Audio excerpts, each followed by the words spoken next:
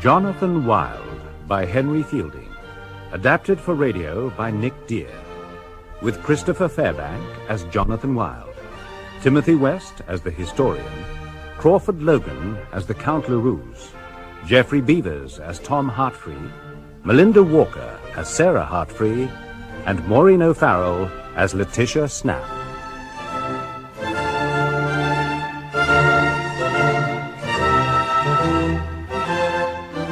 Quiet, please. If you please. Be still and pay attention. I beg leave to announce, before we proceed, that it is in this history very far from our intention to hint or intimate by what literary trickery or sly innuendo soever any resemblance between the chief figures of this tale and the real heroes of our age. And in particular, we crave the good-humoured indulgence of the greatest statesman yet seen at large in the world, Sir Robert Walpole, our first minister for upwards of 20 years, and mighty lieutenant of His Glorious Majesty George II, by the grace of God, King, Defender of the Faith. Perhaps I should further add that I mean not the minutest slight on the character or deeds of any other high-ranking political personage, either dead or, may God relieve the torment that awaits them, alive. We hope our listeners will have reason justly to acquit us of any such confusing ideas in the following episodes, in which we record the actions of our hero, a man who had so little of that meanness or imperfection called humanity, which might disqualify him from undertakings leading to honour and esteem, that we have ventured to call our work The History of the Late Mr. Jonathan Wild, the Great. We proceed without delay to the birth of our hero. Oh, Christ! What's that? Oh, that's its head! Who popped into the world the very day, so it is said, Oh, here it comes! when the plague first broke out. It's a boy! Oh, Jonathan, my boy! Nothing very remarkable passed in the years of Jonathan's infancy, save the discovery that he might, by means of a sugar plum, be bribed to any purpose, which made many say he was certainly born to be a great man. Indeed, he was scarce settled at school before he gave marks of his lofty and aspiring temper. He discovered so little predisposition to school learning that his master, a very wise, worthy, and cautious man, had given over all care and trouble on that account.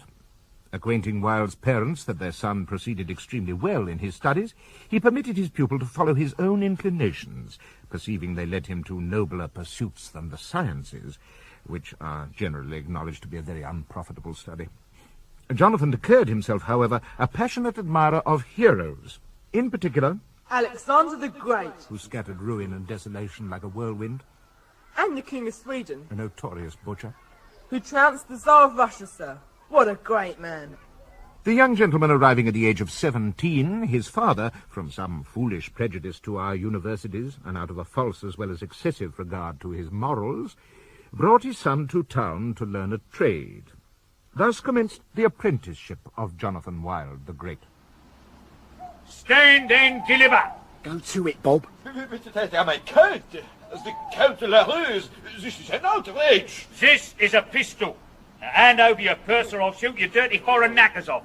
Brave lad. I complain to my ambassador. You do that, chum, now. Scarper! Yeah, meld. Master Wild? Hey, you there, Jonathan? Oh, I done it. We done it, Bob boy. We're damn near qualified in this difficult art. Count LaRuse, halt. I have a warrant for your arrest. Oh, meld. In here, Bob. Sharpish. He's the constable's. Right. Move him with speed to my house, men. And that sounds like Mr. Snap. We've had a good fortune, Master Bagshot. Come down the night cellar with me and we'll split the booty. I'll stand you a bowl of punch. Wild, you're a gentleman. Sir, this is an outrage. I demand to be allowed to go directly to my ambassador. Tell me the gentleman's name, sir, and I'll send for him. Oh, no. Having passed the examination of Mr. Bob Bagshot, this Count of uncertain extraction had fallen straight into the hands of the Sheriff of London and Middlesex's Under-City Marshal, Mr. Snap, who was empowered to confine the Count to his own house, until the Count could find 2 seconds who would in a formal manner give their words that he should, at a certain day and place appointed, answer all that a certain tailor named Thomas Thimble had to say to him regarding a debt. That is to say, would go his bail. Now, as the Count could not immediately find these seconds, he was obliged to reside at Mr. Snap's house, for that, it seems, was the law of the land at this time. And all the while that a gentleman is thus removed from the main stream of society, his debts will be mounting up. However, the Count had his liberty of the whole house, and Mr. Snap, using only the precaution of keeping his doors well locked and barred, took his prisoner's word that he would not go forth. Indeed, the Count was even allowed to play at cards with Mr. Snap's daughter, Letitia, now in the bloom of her youth and beauty, and, let it be said, as to preserve the fidelity of our history it must, in receipt of the manly affections of our hero, Jonathan Wild. Hang me, but I must have the slut, Bob. Which one? Letitia, my Tishy. Dear God, my blood runs hot for her. Put that snuff box on my pile. I'll give it to her as a token of my passion. Oh, she's a pretty little slut. No more, please. I can't stand to see a grown man struck down with lust. Letitia Snap, is it? Well, have her and be done. Well, here, this is your pile, and a little bit more for me, and a golden snuff box, and that's yours, Jonathan. And this, is it equal, is for me. Cheers. Cheerio. Behaving entirely in accordance with his excellent maxim, first secure what you can, then wrangle for the rest, our hero immediately conveyed the larger share of the ready into his pocket. Do you intend keeping all that sum there for yourself, Bagshot? It's mine. Equal shares, man. I thieved it, didn't I? Oh, I grant you took it, but who proposed the taking of it? Who planned it? Who stood courageously by in reserve? Can you say that you have done anything more than merely executed my scheme, eh, Bob? For I'd a mind to. Couldn't I have employed some other rogue, eh, Bob? I remember when I was at school I heard some verses which for the excellence of their doctrine made quite an impression upon me, purporting that the birds of the air and the beasts of the field work not for themselves. But if I'd have been caught, I'd have swung for it. It is well said of us, the higher order of mortals, that we are born only to devour the fruits of the earth, and it may be as well said of the lower class that they are born only to produce them for us. That, Bob, means you. What is all this horse's shite about, Wild?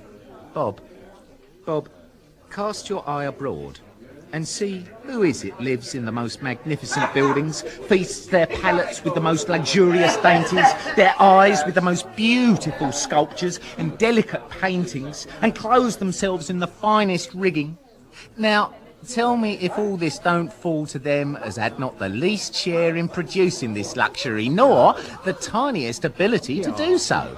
So why should you, who is the labourer only the executor of my scheme, Bob bloody Bagshot, why should you expect a share in the profit? Deliver up that booty to me, you detestable worm, and trust to my bounty for your reward. Damn my mother's dugs, you're an evil bastard, Wild. What's all this shite to me? I'm thunderstruck. I am. But if you think your clever words is going to tease my money out of my pocket, well, you can think again, boy. Damn me, though I can't talk as well as you, my pistol makes an exceeding nice speech, and it says you're a rogue and a rascal.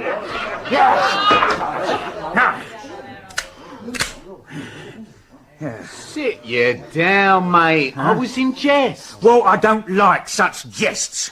You've the tongue of the devil himself in you, and for tuppence I'd blow the bugger out. I aren't afraid of you. Lay the whole of the takings on the table and I'll face you for it, and let the conqueror pocket the lot. You will slice up nicely, Robert. I will carve you like a beef. Jonathan, 'tis mighty ridiculous we should quarrel among ourselves. By God, we have enough enemies. I can take a jest as well as anyone. You have bullied me into drawing my sword, friend, and since it's out, I'll not put it up without satisfaction. What satisfaction would you have? Your money or your blood? Why, look ye, Mr. Wilde, if you want to borrow a little off me, why, I know you to be a man of honour. Bob, My fine boy, you have hit the nail square on the head. 'Tis a small loan I'm after, for I've a debt to repay tomorrow morning, and if I could borrow, say, half your share? Well, that'll be an end of it. Come, let's drink on it. Bring us a bowl of punch. It's my pleasure, Mr. Wilde. Aye, Bob, it is. Concluding this astonishing exhibition of greatness with the private observation that borrowing was as good a way of taking as any, Mr. Wilde eventually left the company in the night cellar and retired to his rest, laying a design to put Bagshot out of the way, or, as the vulgar express it, to hang him at the first opportunity.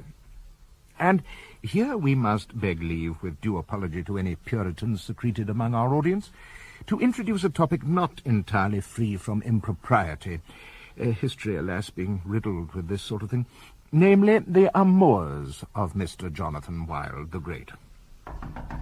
For the next morning, Mr. Wilde paid a visit to his mistress, the chaste and lovely Letitia Snap. Jonathan! He discovered Tishy in the most beautiful undress.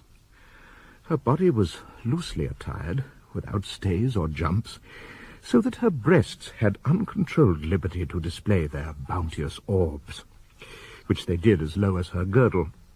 A thin covering of rumpled muslin almost hid them from their eyes, save in a few parts where a good-natured hole gave opportunity for the naked breast to appear.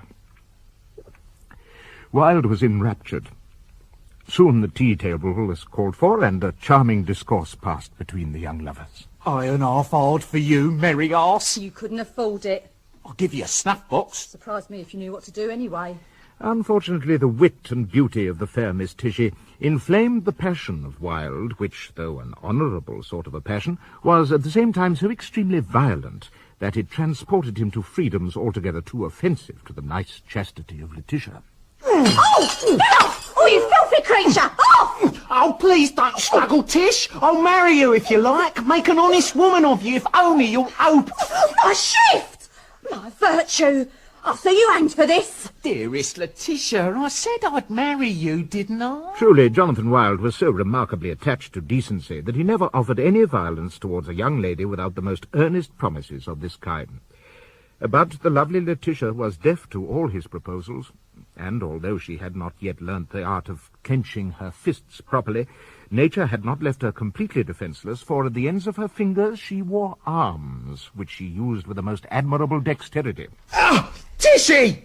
Ow! Tishy, I loves you! Damn your eyes! If this be your way of showing your love, Jonathan Wilde, I'll warrant I've given you all you're going to get! Out! Balls. Indeed. For the successless issue of Mr. Wilde's addresses was in part due to the secret presence within Letitia's closet of Mr. Bob Bagshot. This gallant now issued forth into the open arms of the amiable Letitia, who proceeded to make Bagshot as happy as Wilde had desired to be. But to spare our listeners blushes and letters of complaint, we will draw a curtain over this depraved scene and move on to matters which, instead of dishonouring the human species, will greatly raise and ennoble it. What, mate? Bonjour. Et voilà. Do you play at the cards, signor? Men of great genius as easily discover one another as Freemasons can. As fast as the Count Larousse, an expert player, transferred the kitty from the table to his pocket, the nimble-fingered Wilde retrieved it again. In this manner, the game continued for some considerable time. That is a sorry tale indeed, Count. Yes, first robbed and then arrested. Ah, the stupid laws of this country. But I assure you I am pleased with my captivity here at Mr. Snap's. When I reflect, I am likely to owe to it an acquaintance with the greatest genius of my age. I can understand that.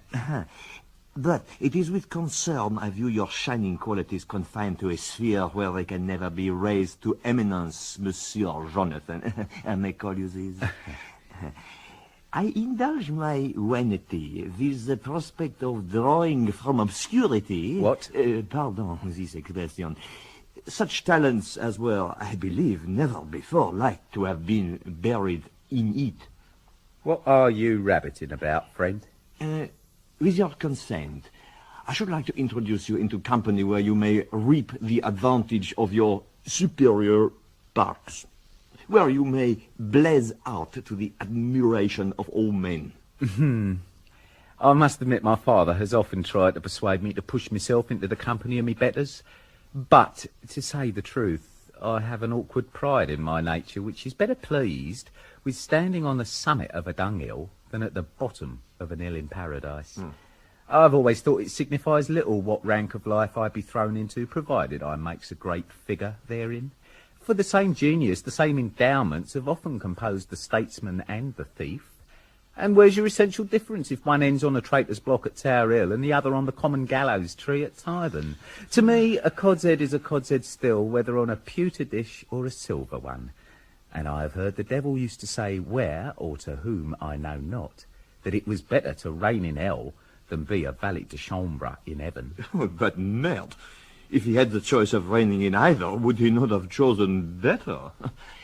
Please imagine, Mr. Wilde, how much more safely a man may indulge himself in the free and full exertion of his mighty abilities in the higher than in the lower rank.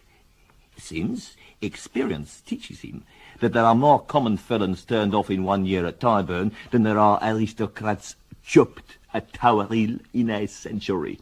I hadn't thought of that. And now, suppose a thief had as many tools or underlings as a prime minister. Would he not be as great as any prime minister whatsoever? Eh? Mon ami? A gang. A gang. All you has to do in pursuit of greatness is to procure a gang. Or as they say in Westminster, a party. A gang. To rob for me only. I prefer to favour the boldest and most iniquitous, and the rest, well, the rest I will, as I see occasion, transport and hang at my pleasure. Thus I convert those laws which are made for the benefit and protection of society to my single use.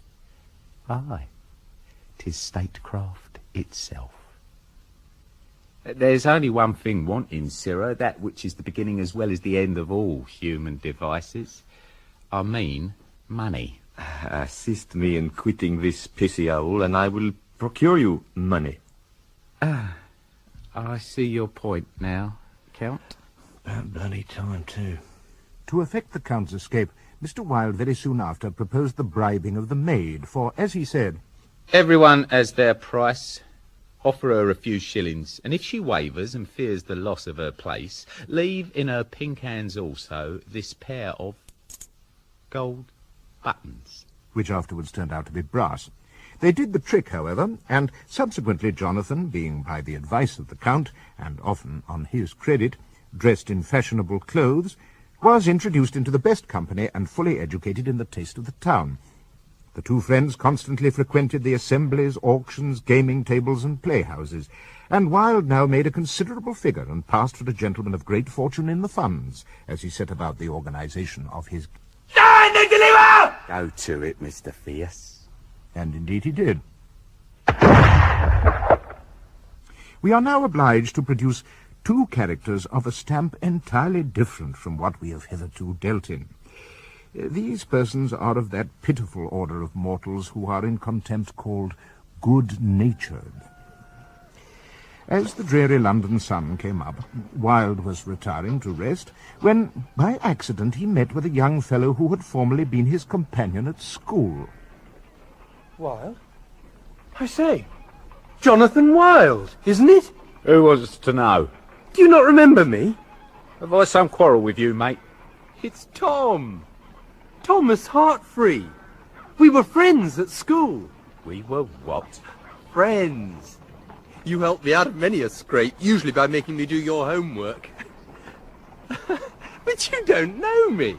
What are you doing cleaning the windows of a jeweller's shop, Tom? Why, I own it. It's my business now. By God, I do remember you. You were in my gang at school. Well, not exactly. Oh, but I do know you, of course. Tom Heartfree, jeweller. Of course. Well, well, well. Where have you been all these years then, Jonathan? Oh, you must come straight in and join us for breakfast. I'm married now, you know, with 2 little ones. Sarah, come and see who's here. Why, what a treat to see you again. What's that one there, Tom? That's a ruby. Ruby. I like the sound of it. Deep and dark. Ruby. And that's a sapphire. That's an emerald. What is And it, that- Tom? Oh, good day, sir. My wife, Jonathan. My wife. Isn't she the loveliest wife in the world? This lack of standards was but one of several severe weaknesses of mind which afflicted Mr. Thomas Hartfree. He was also friendly, generous, and of a forgiving nature, and he never took the least advantage of the ignorance of his customers in the jewellery trade. The woman he had married, for love, if the listener can countenance such scandalous behaviour, was a mean-spirited, poor, domestic, low-bred animal who confined herself mostly to the care of her family, placed her happiness in her husband and her children, followed no expensive fashions or diversions, no levees, masks, or balls, and indeed rarely went out at all, unless to return the sober visits of a few plain neighbours, who could exercise no influence whatsoever on her behalf. To this silly woman did this silly fellow introduce the great Wilde. And I shall ruin them. Madam, I am bewitched. Tom has no jewels as bright as your eyes. Well said, Wilde, well said. Look, you've made her blush. Will you join us for breakfast, sir? I will, for I've been hard at work tonight.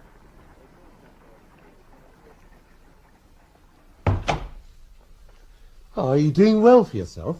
I move in some interesting circles. In point of fact, Tom, old friend, thinking back to the carefree days of our youth and the fine adventures we had together, in point of fact, it would give me great pleasure could I steer in your direction some custom from amongst my acquaintance, and I chance to be well fitted to do so.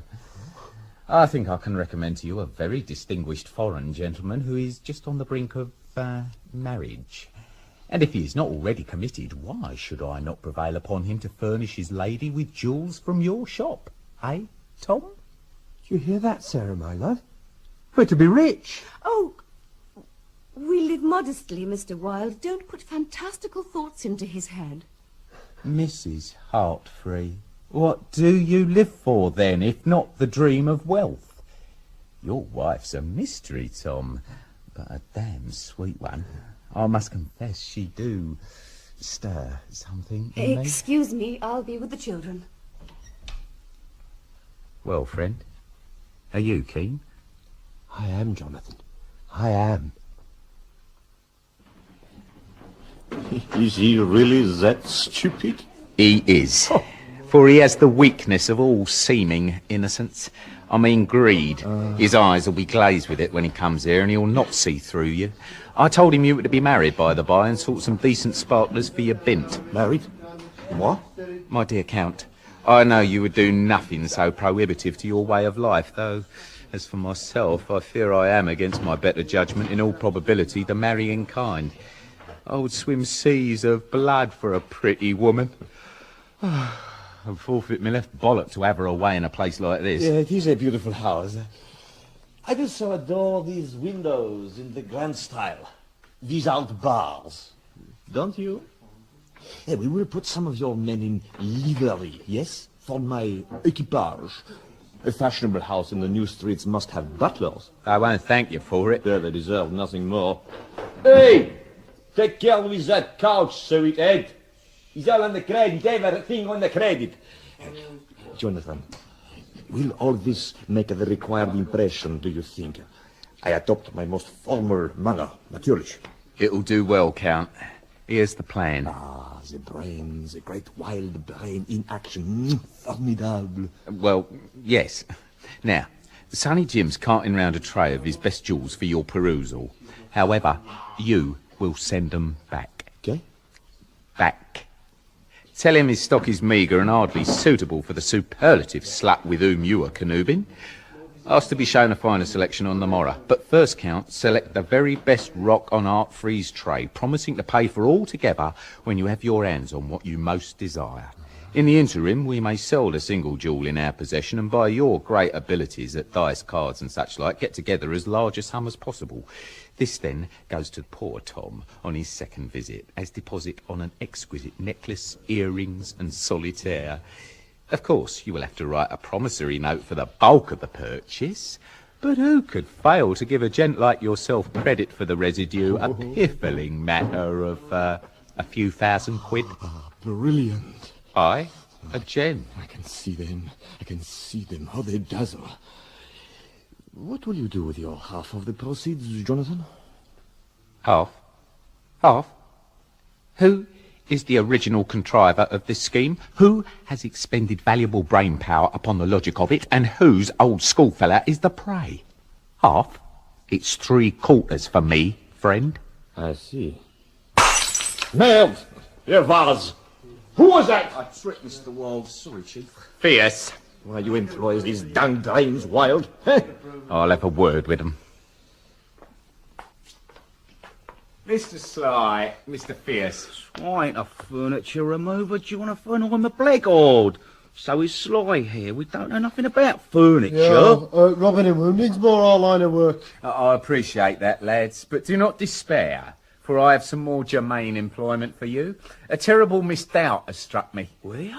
Concerning Thomas Heartfree. Directly we have purloined his precious stones, the lucky dog will have the opportunity to get away scot-free with the cash the Count will have paid him as deposit, raised from the sale of the first brilliant and our subsequent speculation on the open market. Beg your pardon? As Tom wends his cheery way homeward, you two relieve the bastard of his purse. Oh, with you now, Mr. Wilde. I fail to see why I should lose money on the deal. The truest mark of greatness is insatiability. This restless disposition, this hunger which increases with feeding, is inseparably incident to great minds.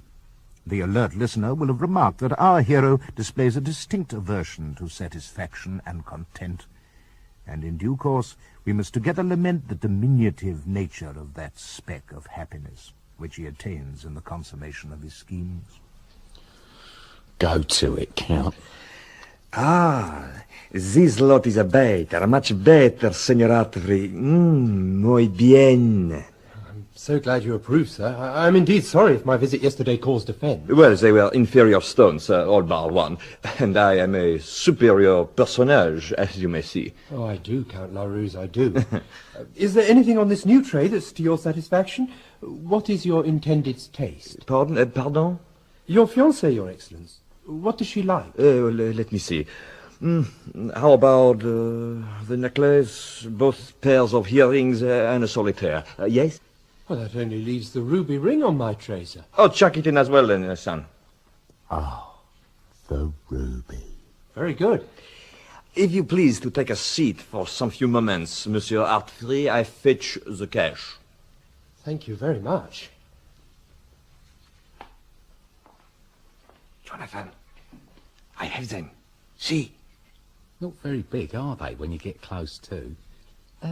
With your assent, Count, I've determined to hold this plunder personally for safekeeping, since 3/4 of it is mine, and since it was my original contrivance, and etc. Fine. You don't object? Then shall we say we'll meet up later tonight to come to a division of the proceeds? No, there's no hurry. I trust you. Let us meet tomorrow morning. Agreed? Agreed. Here, give us that casket. So, I suggest you wait here with me for a spell, friend, and watch the jackass sweat as nightfall creeps up upon him. Peep through that rip in the curtain. Mais oui, Monsieur Fierce as a footman. How comique. I say, footman, know you how long the Count will be? I couldn't hazard a guess, Governor. It might be as black as pitch out before you gets on your way. Oh, my. Well, I own I fear cutthroats and highwaymen after dark, and as you know, there's all manner of evil at large in this town. Would you please call a hackney coach to take me home? It is extravagant, I know. Now, it's very unlikely to obtain a hackney at this house, sir, but I will venture out into the cold and inquire. Oh, thanks very much, footman. Here, take this for your trouble. Ah, Mr. Heartfree. I have your money, sir. And many sincere apologies for the delay. Oh la la. Is it getting dark already? It is. If I may be swiftly on my way. Naturellement. But, monsieur, I can only lay hands on a miserable 1,000 lying around the house. I don't know. I thought I had enough for today. May I impose upon you to take my note for the remaining... 3,800? Oh, very reasonable. But have you any scruple? Oh, no, I should be delighted to accept your IOU and the 1,000, Count Louis. I am a trusting person. And I, senor, an honorable man. There. Good evening. Good evening. Oh, and if you should chance to see Mr. Wilde, sir, do thank him for his friendly intercession on my behalf. We advance without delay to an episode containing scenes of softness, love, and honour, all in the great style. Mr. Fierce and Mr. Sly had with noble resolution executed their purpose. As soon as they were done, and Tom Hartree left sprawling, blooded, on the ground, they repaired to the tavern where Mr. Wilde was waiting for them. The subordinate heroes did indeed profess some little unwillingness to hand over 9/10 of their booty to their captain, but in accordance with his custom, Mr. Wilde employed the driving force of logic to persuade them to fulfill their contract. You dare to bully me, you pair of half-assed toads? By God, you will see the light of reason, or my blade will prize your eyeballs from their pus-filled sockets. I am the master here, and you the tools. Now, you may hold 20 guineas apiece, or you may hold your brains from dribbling down your face. Which? We should surely have 50 guineas apiece, Mr. Wilde, as agreed. That was before you crossed me, Fierce. Look hard at this gleaming steel, boy. It's the last thing you'll see. No. Eh, Mr. Sly? Here's the money. Why, thank you, lads. Your bravery is inexhaustible. Allow me to buy you a drink. Go! Punch! Which didn't mean nothing by it, Jonathan, only thinking about fairness, like. The dead man speaks. Here's your punch bowl. I's holding on to it for fear you gentlemen cut each other's throats over the tablecloth and the drink be wasted. Well, looks to me like you're in funds, Jonathan. Hello, Molly. Meet my mates, Mr. Fierce, Mr. Sly, Miss Molly Straddle. A businesswoman. And my rates are very reasonable, my hours, and much else, flexible. But no one gets nothing for nothing. I do hope I'm understood. Perfectly. Oh, utterly. I'm free tonight. I'm off. Treat me to a pint of wine, Jonathan. She got her hand on his breeches, slowly. Hey, he's a stronger man than we if he resists, eh? Though he loved the chaste Letitia with excessive tenderness, Jonathan Wilde was not one of that low, snivelling breed of mortals who, as it is generally expressed, tie themselves to a woman's apron strings. In a word, who are tainted with that mean, base, low vice of constancy. Once more, we are constrained to apologize to those who find tiresome the fateful fornications of the great. We thank you for your indulgence. Our hero very soon afterwards took his leave of the tavern, for the immoderate fondness which he entertained for his dear Letitia, when allied to his profound understanding of a gentleman's honour in the field of love, would not suffer him to waste any considerable time with Miss Straddle. That lady, however, seemed strangely content at his hurried departure for the house of Mr. Snap. Tishy! It's Jonathan and Letitia! Come out, damn you! Tishy! Did I hear you damn my daughter, sir? Me? No, Mr. Snap, not me. It's my form of a serenade. May I speak with the lovely Letitia, sir? Piss off! Mr. Snap! Look, I have riches, jewels. I'm indescribably bleeding rich, cock!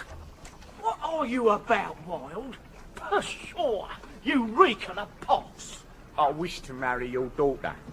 You are a villain. I am a man of the law. I am fast losing patience with you, friend. Treat yourself to a brief look in this casket. You with me? These fantastic gems are my wedding gift to Letitia. pretty. Perhaps we can do business. Or what, for example, might be your estimated gross annual income? Well, I do just happen to have a purse containing banknotes for approx £900 in my pocket. No, must be in this pocket. This comprising the recent profits of a single business deal. But where is it? Wait, I had it off Fierce in the tavern, and then All at once it struck him that in the warmth of their amorous caresses, Molly Straddle had unperceived drawn his purse from him. Imagine our hero's chagrin. However, as he had that perfect mastery of his temper, or rather of his muscles, which is as necessary to the forming of a great character as to the personating it on the stage, he was able to convey a smile into his countenance as the fair Miss Tishy appeared at the door. Who is it, Father? Oh, it's you. My dearest, divinest Letitia, I'm your slave, If you love me, bite your tongue. Shall we remove ourselves from the public eye? Shall we?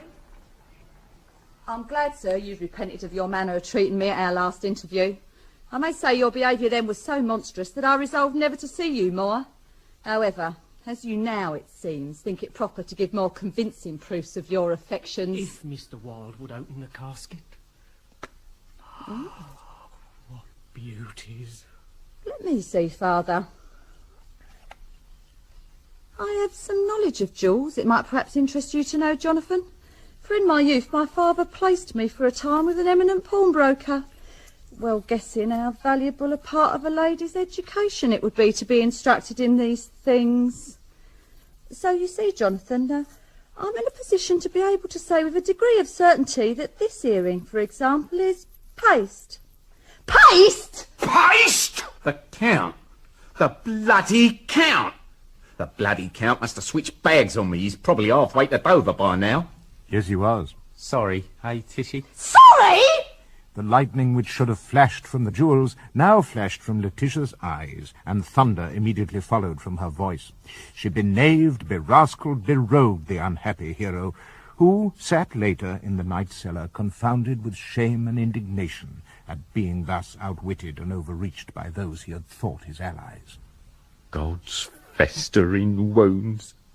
How unhappy is the life of a rogue, and how bloody vain I am, and how bloody skint. What value are all my superior abilities if me every scheme is disconcerted? I'd have been better off observing the tedious, simple laws of friendship and morality than thus to ruin me old mate for the benefit of others. Had I kept my demands moderate, how I might have commanded the worm's purse, not to mention his wife. Oh, hold still, Tom. The bleeding has almost stopped. Oh. It is only money. We shan't miss what we never had. We still have food on the table and a roof over our heads. We still have each other, Tom. So for pity's sake, stop this moaning and groaning and let us give thanks for what we do have. Good morning to you all. Am I in time for breakfast? I chance to be passing on my way home, so... Good God above. Pardon my blaspheming, madam. Tom, old chum, whatever have you done to your feeble skull? My £1,000. Yes? My husband has been robbed and beaten on the road, Mr. Wilde, as I should have thought was obvious. What? Here in London? Returning home from his business with that foreign count you were kind enough to introduce him to. My dear Mrs. Heartfree, or may I call you Sarah? Whatever I can do to help Sarah in the way of, well, you understand. Robbed, eh? Did you lose everything? Well, not altogether, for I had to take a promissory note of the man, which I hid. Here. Yes, here. But what I've lost is our profit margin, because all of this money is owed. The Count required such fabulous jewels that I was forced to buy on credit to supplement our stock. And to confess the truth, I've had some losses lately which have greatly perplexed my affairs. And though I've many debts due to me from people of great fashion, I assure you that I don't know where to be certain of getting a shilling this morning. Oh, Tom. Then let us pray no new disaster comes at us. Were I you, I would call in the debt immediately, mate. 'Tis considered somewhat brusque, I know, but best be on the friendly side of fortune. You're right. I'll do it. forgive me, Mr. Hartfree, but... Jack Friendly, Mr. Wilde, my prentice. All right, son. Sorry, sir. Beg pardon, Mr. Hartfree, but there's this lady in the shop, sir, and she's given me this £500 note to change, and I'm jiggered if I know what to do with it. A £500 note? Tell me, Master Friendly, what class of a person handed you this? Well, a lady slightly on the plump side, sir, with feathers here and a sort of a fishing net effort across her chest. That'll sir. do, Jack, thank you. It's mine. The serial number tallies with my record. 'Tis half my £1,000. Be calm or your wound will open. Indeed, we should proceed cautiously.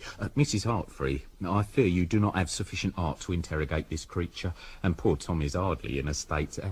will you allow me the dubious honour? He would, he said, personate the master of the shop, pretend to show this gentlewoman some jewels, and undertake to get sufficient information out of her to secure the rogues, and most probably all their booty. This proposal was readily accepted by the Hartfrees. Wilde immediately went to the shop, shut the door tight behind him, and turned with great ferocity in his looks to face the customer. Hello, Molly. Wilde at once began to expatiate on the complicated baseness of the crime Miss Straddle had been guilty of, but after a time this served only to confuse him, and so he contented himself with asking her what mercy she might now expect to receive of him. For, he said, You must know, Molly, you old shitbag, that the money you picked out of my pocket was won by me at play off a fellow who, it seems, robbed my friend Hartfree of it. If you are sensible of your obligations to me, Molly, and don't wish to bash Emp in a Bridewell for the rest of your days, you will give an information on oath against one James Fierce, and say you received the note from him, and leave the rest to me, for I would see the bastard swing. See how I repay your evil deeds with good, eh, Moll? Molly Straddle sensibly swore positively to the identity of Mr. Fierce, and he was committed for trial. There he was astonished to see his former companion, Mr. Sly, prompted by Wilde, take the stand against him, and accelerate his inevitable progress towards the hangman's noose. Good. With such infinite address did Mr. Wilde know how to set men at variance with each other, and how to work his own purposes out of those great arts the vulgar call cheating, dissembling, promising, lying, etc., but which are by great men summed up in the collective name of politic. Let us now return to Hartfree, to whom the Count's note, which he had paid away, was returned, with a report that the drawer was not to be found, and indeed appeared to have absconded the country. The discovery of such a loss would have affected any business, but how much more one whose unavoidable ruin it must prove. Good. In this manner Thomas Hartfree came to be so deep in debt as to be almost drowned in it. Inevitably Mr. Snap was commissioned to pay him a visit, which he did with his usual formality, and then conveyed Tom back to his own house. Your wife's here to see you. Oh, thanks ever so much, Letitia. He's in here, missus. He's a bit down in the gulp. Afraid I shall have to bolt the door behind you. Oh, Sarah. Don't cry. Don't cry, Tom, my darling. There now. How are they treating you? Letitia seems a pleasant girl. Are you warm? I brought food and ale. Dear God, the injustice of it. Not a single one of our friends is willing to stand bail. Wilde was here. I have a deep suspicion of the man. Jonathan Wilde's a firm ally, and we must trust him. He's promised to secure my bail by tomorrow morning. Oh, thank heaven. Forgive me, I had my doubts. But if he brings your bail... Oh, Thomas, you are a dim-witted, lumbering man. But if I am with you, no state of life can be too unhappy, unless your sorrow makes it so. Sarah, how are the little ones? They then passed an hour in a scene of tenderness too contemptible to be recounted to our great listeners. We shall therefore omit all such relations, as they tend only to make human nature low and ridiculous, and we shall consider instead a scheme of our hero worthy of the highest admiration, even astonishment. The great man, having successfully had Hartfree removed from the scene of battle, now turned to concentrate his fire upon the enemy's most treasured possession, his wife.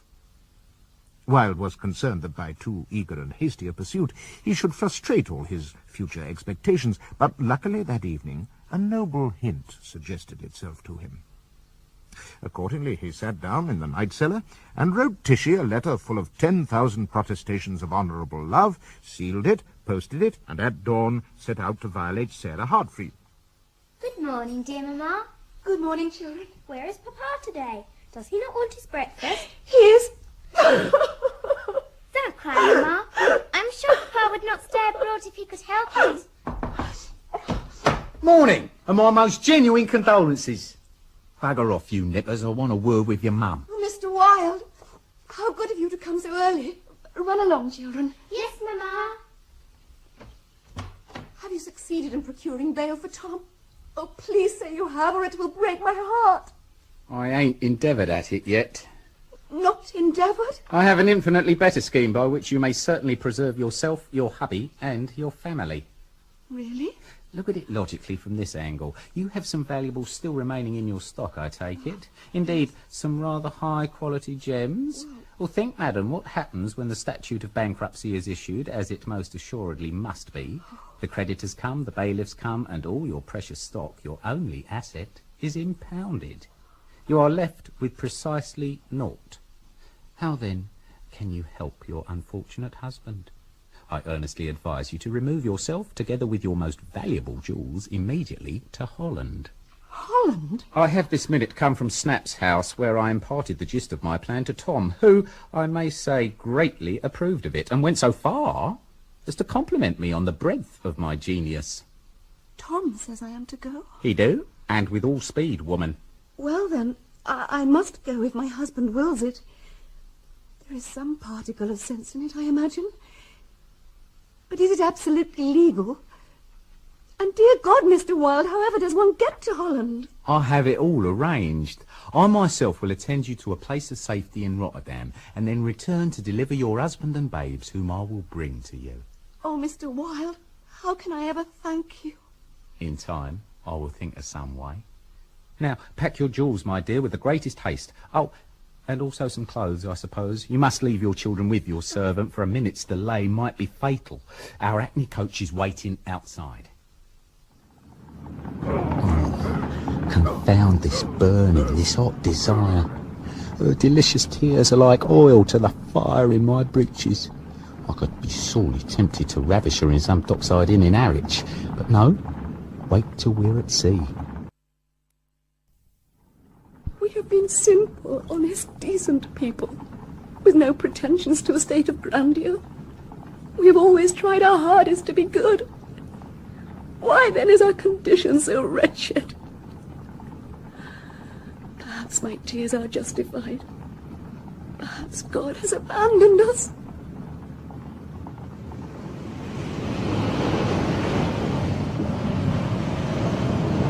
Mr. Midshipman!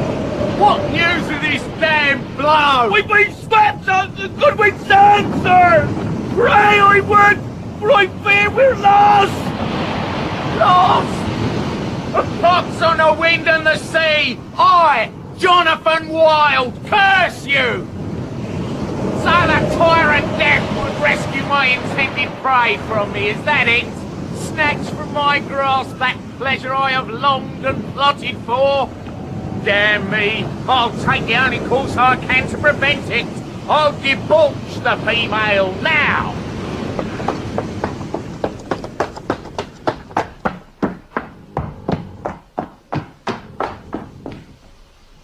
Stand way! Make way there, let the lustful pass. Oh, is this her cabin?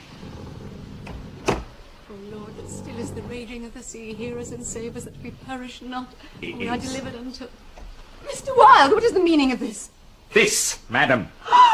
Almighty God, preserve me from it! I will not accommodate you, sir! We are all to drown in the salty sea, but before we do, you see I have my sword out, Sarah, and I never puts it away without satisfaction. I'll give you satisfaction! Oh! Help! Please! Christ!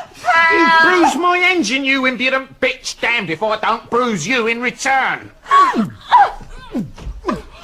Ah, Mrs. Hartfree! Good captain, this person would dishonour me. Oh, would you, sir?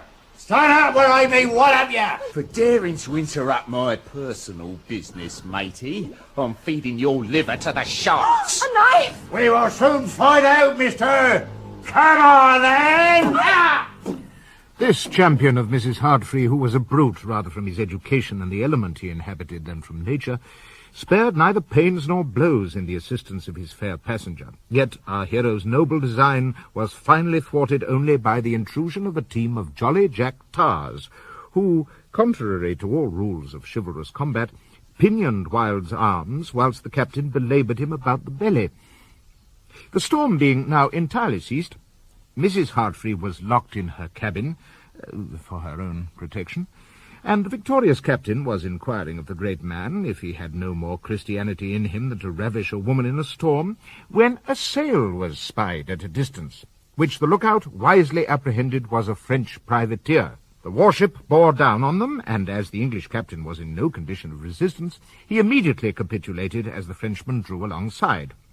Having rifled the vessel of everything of value and taken aboard his own ship the crew and the 2 passengers, the French master, who had no use whatsoever for an English merchantman, poured a broadside into her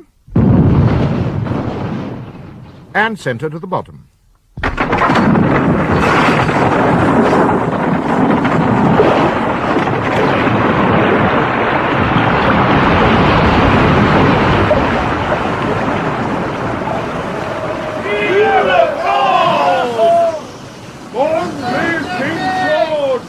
And God save Jonathan Wild.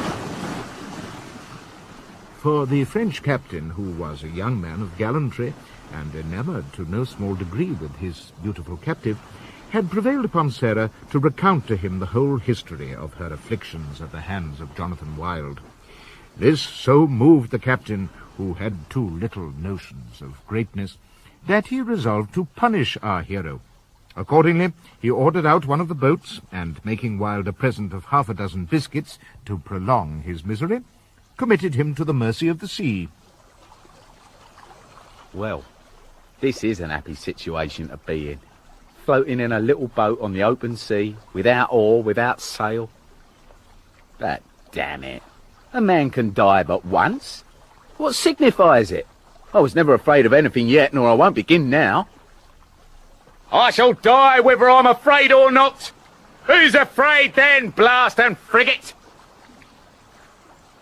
No one can hear. But I suppose I should really be damned at last. I've often laughed and made a jest about the fires of hell, and yet it may be so for anything I know to the contrary.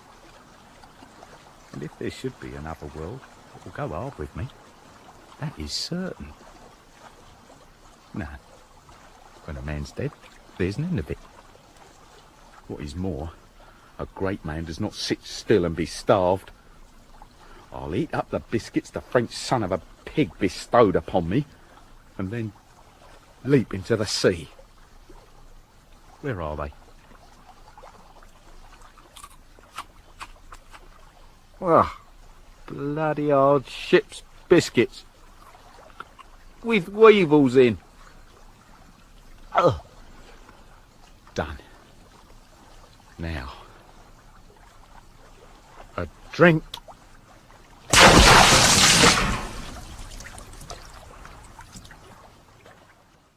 And set straight off for Harwich, you say? Aye, sir, quick as you like. I never seen Mrs. Heartfree in such a fluster, sir. Normally so placid.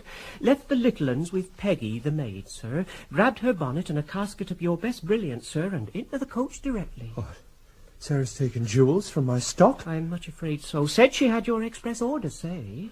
Oh, heaven.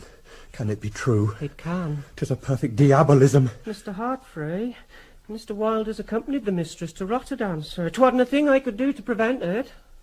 Hell! Hell on earth! Has she deserted me? Must draw your own conclusions. Has the woman left me for that scoundrel Wilde? I haven't much experience of ladies, sir. She has! She has! Oh, it didn't certain. I know it! All right, then. Oh, Sarah! Dirty jade going with that animal! You must never trust a woman, Master Friendly, for they are fickle creatures capable of any disloyalty. She has abandoned me to my fate and gone off with a libertine. Oh, Jack, Jack, bring my babies to me, will you, please? I must see my children, for I can picture Sarah's face in theirs. I must see them. Be back directly with the little beauties, sir. Don't fret. I'll do what I can to assist you. Thanks, Jack. You're a good lad. Now go. Mr. Hartfree, sir. Mr. Snap, good day. Mr. Thomas Hartfree, the writ is returned by the magistrate, sir. Your debts are extreme. Your creditors bay for justice. It is my duty to carry you to Newgate Jail. We must leave these our good friends to disport themselves as they can, and return to the fortunes of our hero. Having with wonderful resolution thrown himself into the sea, as I think I mentioned previously, Jonathan Wild was miraculously saved about 2 minutes later, and this without the assistance of a dolphin or seahorse or any other of those creatures who seem always to be at hand when a poet or historian wishes to have a hero carried through the sea. The truth is that the mighty Earth Mother, Nature, having originally intended our great man for a rather specific end, no sooner spied him in the water than she softly whispered in his ear, "Get back in the boat, you silly bugger, or you'll drown." Being a good swimmer, and the sea being perfectly calm, Jonathan very quickly succeeded in recovering the boat, where he spent the rest of the day in contemplation, that is to say, in blaspheming, cursing, plotting, and sometimes singing and whistling. Towards nightfall he was spotted by a fishing smack, plucked from the briny like a herring, and set down once more on terra firma at the port of Deal. Mrs. Sarah Hartfree, perhaps as a retribution for hindering the policy of so great a schemer, had fared not half so well. I should like to know why you have invited me alone to your cabin, Captain, with none of your officers present. Parce que, Madame Hartfree, I need this privacy to admit I have developed a grand passion for you. I come from a little town. I have never seen such eyes, such lips, such... Oh, give me you and... No, sir, I shan't. My country is hostile to yours. Take your hot little hand away. My marriage vows are precious to me. No! Take your hand off my leg, Mr. Frenchman. I wish to bite you. First, I bite you in this long white leg. Oh, then you will discover the French way. Oh, dear God, I've heard of that. Oh, help! Rape!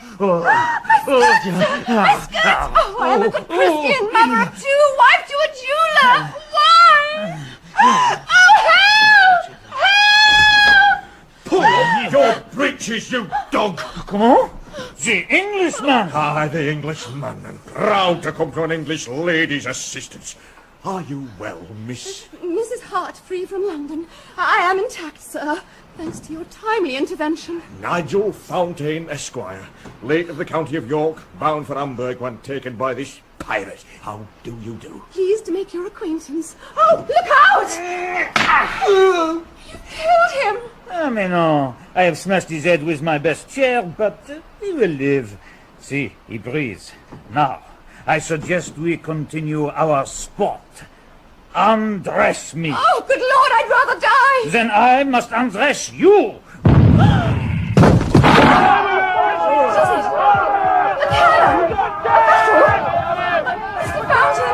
Mr. Fountain! Oh, poor man! Wake up, for I think we may be rescued! As indeed they were. The large ship which had saluted them with its cannon turned out to be a third-rate English man-of-war, and although the French fought hard, they were boarded and taken. Mrs. Hartfree and the saviour of her honour, Mr. Fountain, a gentleman farmer, as he said, rejoiced in the expectation of very soon seeing England's shores again. Unfortunately, however, Mr. Hodge, first lieutenant of that vessel, informed them that they were bound for... the West Indies. The West Indies?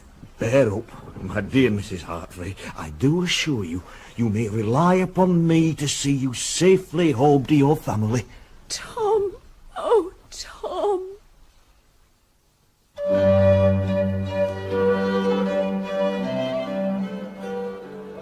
Ladies and gentlemen, please, as the father of the bride, I believe I may have the honour of proposing a toast. I give you health and happiness for Jonathan and Letitia, and may this strict union between our two families prove the most profitable conjunction since England was entwined with Hanover. Jonathan and Tishy! Tishy! I love you! Come and talk to us then. Oh, wait a minute, I'm busy. Well done, Mr. Snap, well done. My boy matched with a city marshal's daughter, eh? Not guilty never sounded sweeter to a prisoner at the bar than did that marriage vow to my ancient era. You're too kind, Mr. Wilde, but let us hope the girl will breed, because therein lies our future ascendancy.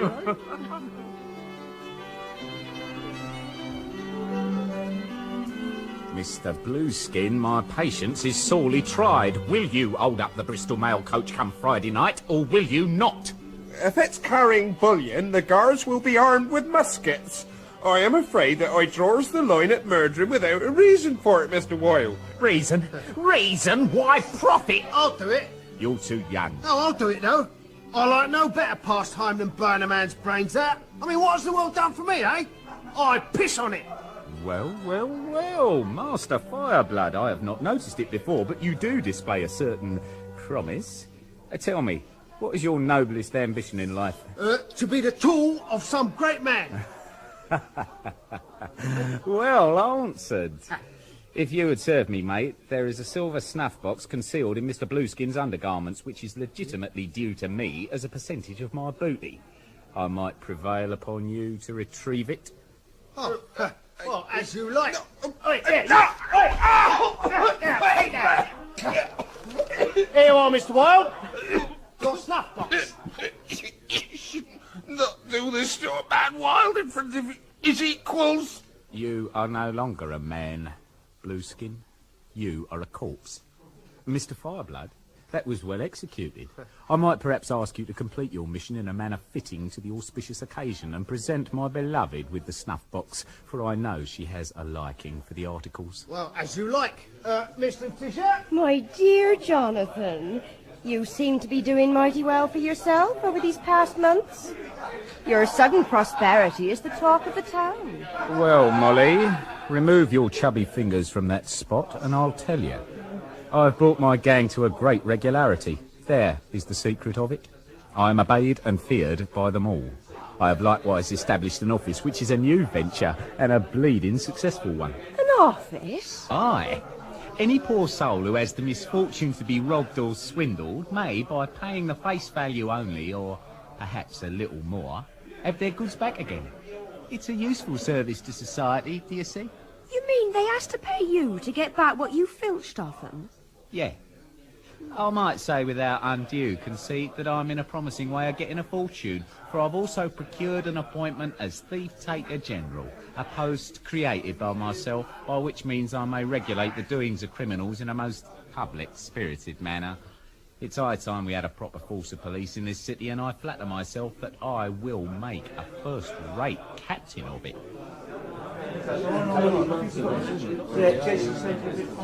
Mr. Tisher? Yes? Who are you handsome fella? My name is Fireblood. Almost fitting appellation. I've gone feverish all over. Yeah, you surely shouldn't be all alone, Mrs. Wilde. Oh, don't call me on that. your wedding day. Oh, I suppose my husband has some business to conclude. My, I wish he'd take such a time to conclude all his affairs. He sends you this snuff box, madam. Why could he not give it himself? Well, he seems to be in conversation with, Miss Straddle. Damn his shifty eyes. Oh, beg pardon for I'm not in the least bit angry with you, young gentleman. I'm only sorry that so pretty a boy should be wasted on running my master's errands. Oh, yeah, well... Your hand shakes. I will calm it. There's no harm in it. I will take his pleasure where he can. Damned if I see why I shouldn't do the same. Tishy, my sweeting. Fiddle. Another day, Master Fireblood. Fireblood, you are hogging my wife. Be on your way. As you like. Would that you were so fond of truffles. What? Too witty for me. But look, we are joined and my happiness is complete. Did you ever think to hear me say it? I am happy. By God, I am. 'Twas not my choice, you know, Jonathan. Oh, you will come too. Oh, will I, though? Come too. What? Shall we dance the next dance? I don't dance, Letitia. But it's our marriage feast. We must dance. A great man don't dance, all right? I excel in another department, as you know. I cannot live with a man who doesn't dance. In pursuit of the sweets of matrimony, Mrs. Wilde, you will do what I command, you sulky bitch. Don't you dare to call me a bitch. I don't think you love me. I think you have married for your convenience only. You are a doxy, a slut, a bitch. Monster. Is it behaviour worthy of a man to swear at a woman? If I didn't already know better, I'd say you were nothing but a prick. Oh, Father, is it true? The trial is over, and you are to be hanged. Yes. What is to become of us, with no mother and father going to be hanged? That's why I've called you to this vile dungeon. Jack Friendly, my apprentice, has offered to marry you, my dear. Marry me, Father? Aye. When you're of age, and to take your little sister to live with you as one family. I will do my best to be a good husband, Mr. Heartfree. I have always liked your children. And we like you too, Jack. Then I shall go to the gallows in peace, knowing that at least my little ones are safe. What? Garnish? Jonathan Wilde paid Garnish went to Newgate Jail? Right, buggery I will. Bring the governor to me, he's my friend. Sergeant, fetch the feathers if he will not pay. Do you know who I am? It sounds like Mr. Wilde, Papa. Will he not help us out? What hideous business brings him here, do you reckon, Jack? I have a little inkling. Here is some marbles, children. You run along to the press yard and play. Oh, thank you, Jack. After you was removed from the dock at the Old Bailey, Mr. Heartfree, a strange event took place which may have some bearing on Wilde's imprisonment. Wilde is standing by, see, with his henchman, pleased, no doubt, with the fatal slander he's made against yourself. But now, another evil-smelling scoundrel's brought up from the cells to answer an information laid of 6 counts of robbery. He's speedily tried and sentenced when, of a sudden, he sees Jonathan Wilde, privily draws a knife, throws himself on him, and cuts him to the bone. But sadly, doesn't appear as a vital part of his guts. This fella Blueskin's led away cursing, and Wilde is bandaged and survives.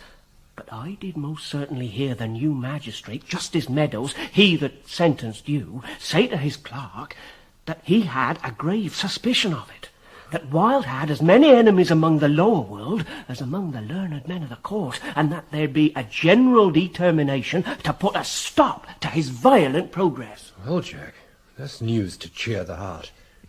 We must hasten towards our hero's fate, the nature of which I believe I have hinted at.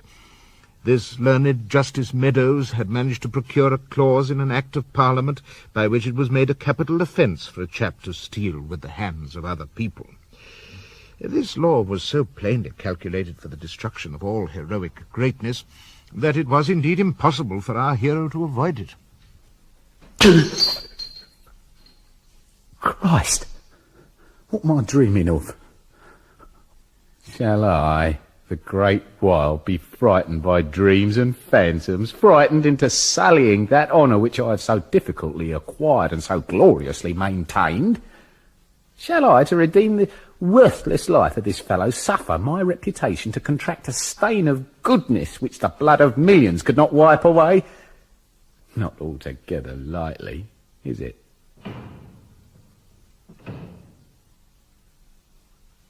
Visitor. Tishy, Oh, Jonathan, to see us in this state. how good of you to come. Here, dry your little eyes. I must say I did not expect you, my dove. Hush now. Matters might go better with me than you think. What? Oh, no. I'm quite certain you should be found guilty and tangled by the neck until you're dead.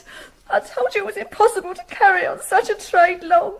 If you'd always gone out on the highway by yourself, as I advised, you might have robbed on to the end of the chapter.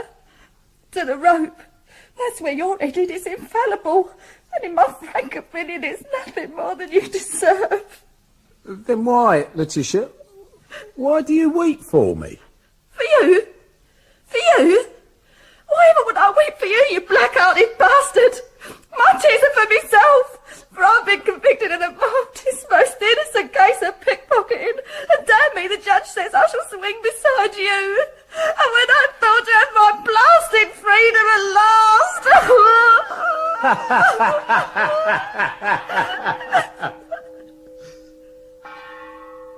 What in Jesus' name is that? The dead warrant has arrived for Heartfree.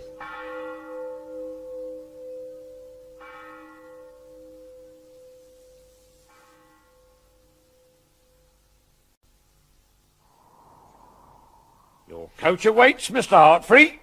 The common sort of felons has already left for Tyburn in their carts. Thank you. Take this for your trouble. One moment while I bid goodbye to my apprentice. Jack, how can I ever thank you? I thought the least I might do was order a coat, sir, that the people might not spit at you in the street.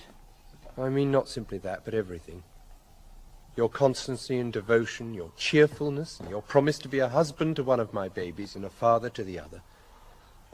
You're all that an industrious prentice should be. I've left you my few remaining assets, and I wish you well in the world. I wish you well, too, Mr. Heartfree. They're waiting at the tree, sir. Let me in! Let me in! Hold her! Don't let her in the gate! Tom! Damn! Sarah! Oh, my husband. In fetters. Who has done this to you? Captain, he is meek, he is a born innocent, he can deserve no ill. What is the matter? Why, no great matter. The worst of the matter is that if we stops here all morning, I shall lose my dinner. Sarah, I am to be hanged. I must give you my last goodbye. Hanged? Oh, cruel heaven. But you're safe. Oh, my God, where have you been all these months that I've lain in prison? I thought you'd left me. I thought you were dead. Oh, dear me, there are just too many questions. You are alive, and so I am happy. I must go now, my angel. Jack Friendly, who has stood by me like a rock, will tell you all. Oh, I cannot leave you now. Oh, Captain, have pity on them. They've not seen each other since the beginning of all their misfortunes. Look how he clutches at her. Look how she kisses him on his eyes. Have compassion and allow them 10 minutes together. The hangman's not so busy today that he cannot wait.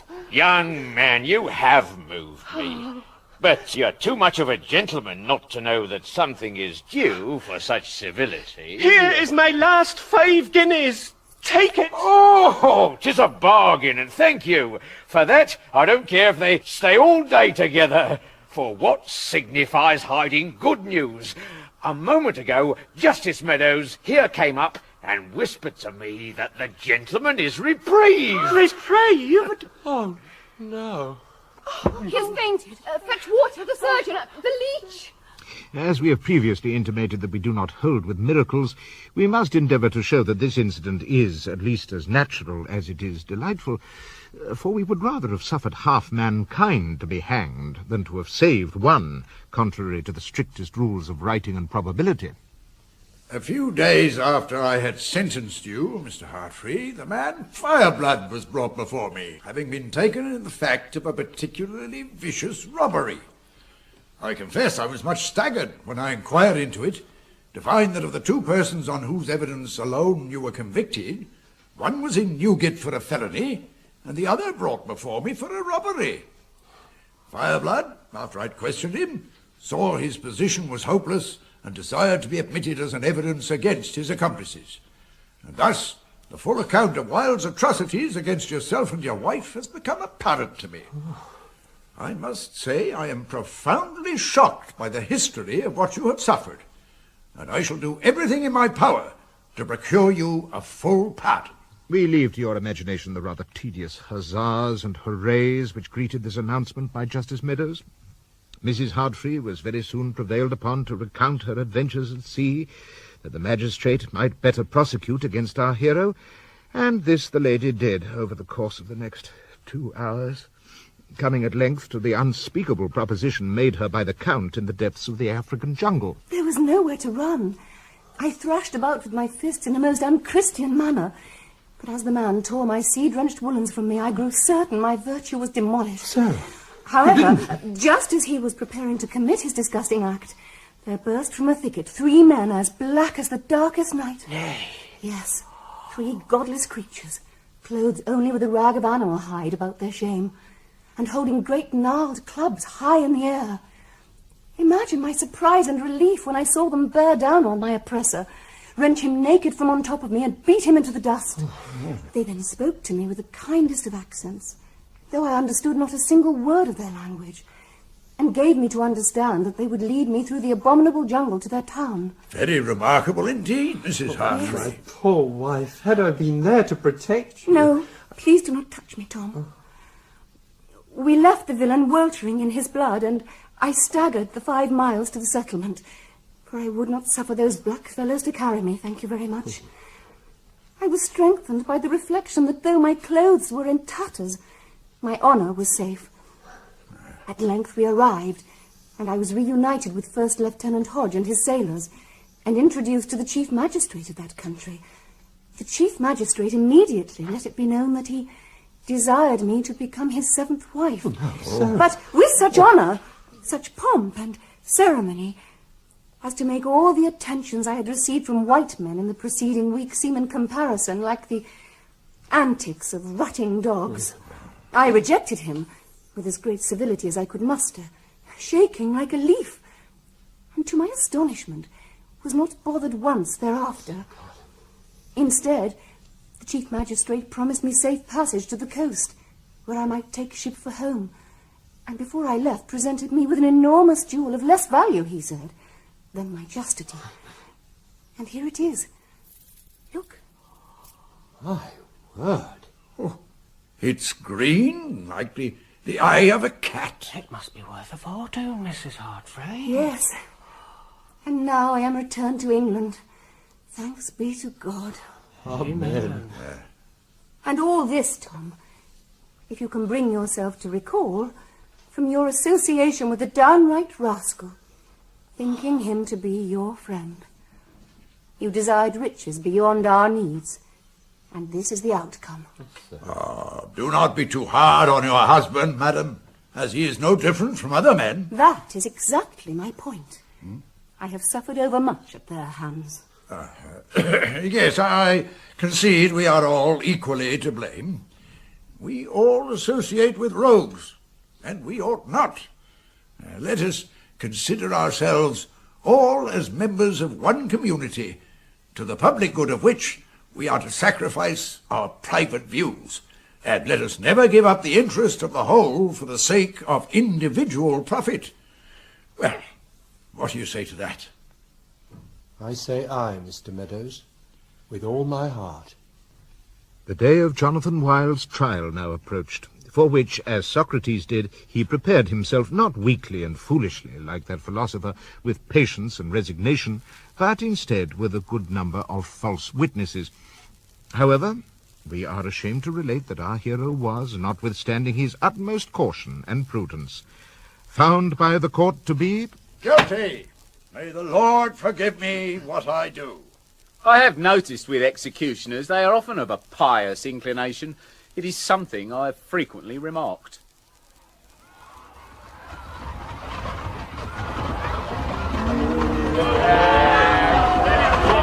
I had hoped my wife would hang with me today, but her trial is deferred until the next session's worse luck. So, I must face the cheat alone.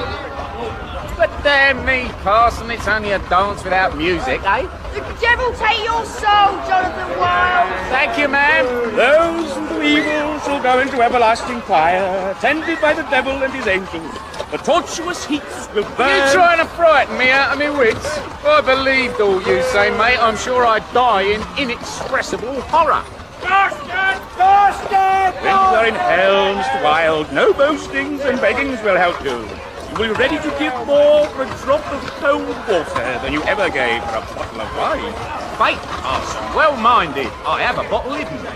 What say to you to a drop here in the cart? We drink wine with no atheists. Well, surely it's your business to drink with the wicked in order to amend them. Oh, I despair of you. I consign you over to the devil.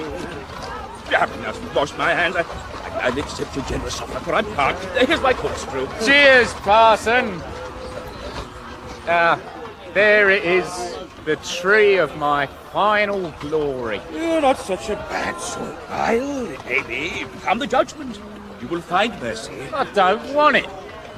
And so our chronicle draws to its natural close. We have endeavoured to show how Jonathan Wild had every qualification necessary to form a great man in his or any other age. When we saw him setting himself at the head of a gang which he had not any shadow of a right to govern, maintaining absolute power contrary to all law but that of his own will, and publicly setting up an open trade in defiance not only of the laws of his country but also of the common sense of his countrymen, then we must have been reminded of some intriguing parallels I seem to remember drawing on earlier, but have now forgotten. There are conclusions to be reached, I'm sure of it, but I'm old and tired, and I must leave the pursuance of them to your capable selves. History has much to teach us, but go quietly about it in these dangerous times. And now, lastly, to the highest consummation of human greatness, the execution of Mr. Jonathan Wild the Great. As the hangman placed the noose over his head, and the ecclesiastic hurriedly performed his last office, the people, ungrateful to the end, pelted Wild with stones, brickbats, dirt, and all manner of mischievous weapons. Yet our hero, looking out over what seemed to him a sea of heart-freeze, conserved his heroic character to the last moment.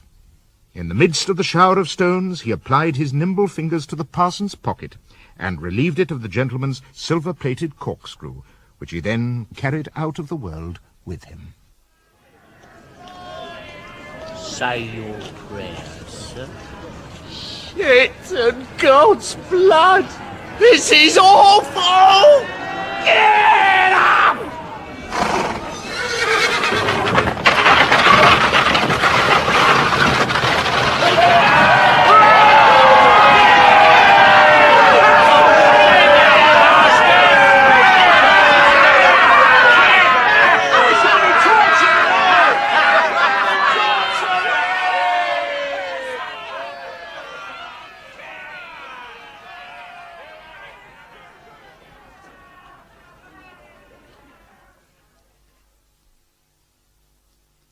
In Jonathan Wild by Henry Fielding, adapted for radio by Nick Dear, Jonathan Wild was played by Christopher Fairbank, the historian by Timothy West, the Count LaRuse by Crawford Logan, Tom Hartfree by Geoffrey Beavers, Sarah Hartfree by Melinda Walker, and Letitia Snap by Maureen O'Farrell.